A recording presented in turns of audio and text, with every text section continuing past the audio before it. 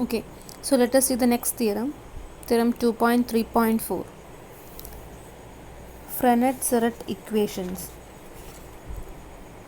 The following three equations which are given are known as the Frenet-Serret equations. T dot is equal to kappa into n dot is equal to minus kappa into t plus tau b, and b dot is equal to minus tau into n. Here n is the principal normal vector, t is the unit tangent vector, and b is the binormal vector. All these three are unit vectors, and gamma is a unit speed curve in r cube with nowhere vanishing curvature. So the curvature must be a non-zero number. This first equation t dot is equal to kappa into n is got from the definition of principal normal vector. From the definition we know that n of s is equal to 1 by kappa of s into t dot of s, which implies t dot is equal to kappa into n. Similarly, from the definition of torsion we will get directly b dot is equal to minus tau into n.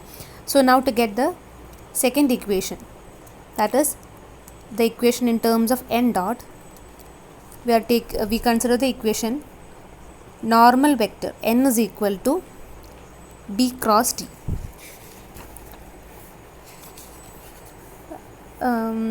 We know that this normal vector is perpendicular to b and t, so we will get n is equal to b cross t.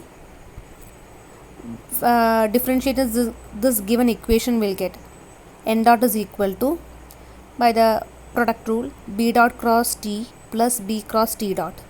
By substituting the above two equations, t dot and b dot, here will get minus tau into n cross t plus b into kappa into n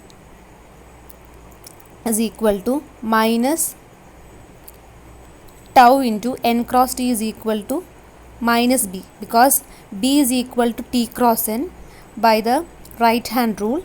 So we will get a cross b is equal to minus of b cross a. So from that we will get minus tau into minus b plus kappa is a constant, so we can take it outside, kappa into b cross n. Again n cross b is equal to t, so b cross n is equal to minus t. So by simplifying we will get n dot is equal to minus kt plus tau into b. Hence these equations are proved. Now the matrix represented by t dot, representing t dot, n dot and b dot in terms of t and b, that is these three Frenet-Serret equations, tau dot is equal to kn, n dot is equal to minus kt plus tau b, and b dot is equal to minus tau n, can be represented in terms of a matrix. So here in this matrix A, we will take the rows to be, first row is equal to tn, second row is equal to n dot, first one is t dot, second row is t dot, n dot, and third row is considered to be b dot.